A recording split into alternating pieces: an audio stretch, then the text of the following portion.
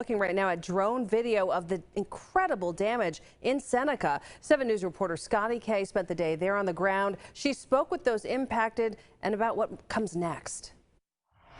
We're out here on Return Church Road, which was arguably one of the hardest hit areas in the tornado's path. We spoke to folks who live out here and are trying to get things back to normal. They say it's their community that's making that possible. I don't think anybody was thinking about the coronavirus yesterday.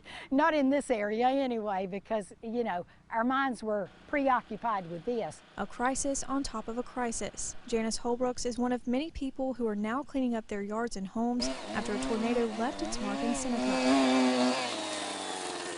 When the tornado came through, Holbrooks said she had no idea what it had in store for her home. Got up and got my little dog and we went to the basement.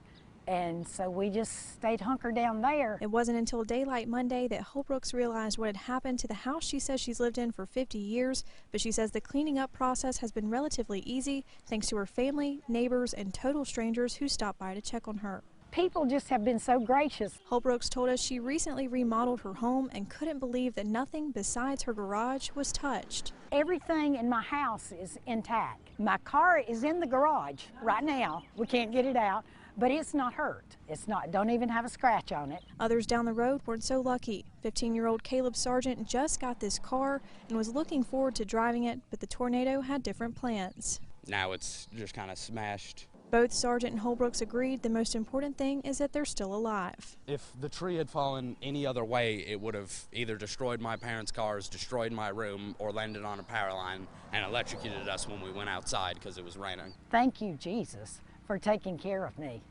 because it could have been so much worse had the Lord not had his hand on me. The city of Seneca has set up a fund for tornado victims at Oconee Federal Bank in Seneca. They've also got numbers you can call if you're either looking for assistance or if you'd like to volunteer to help. We'll have all of that information on our website, WSPA.com. In Seneca, Scottie K, 7 News.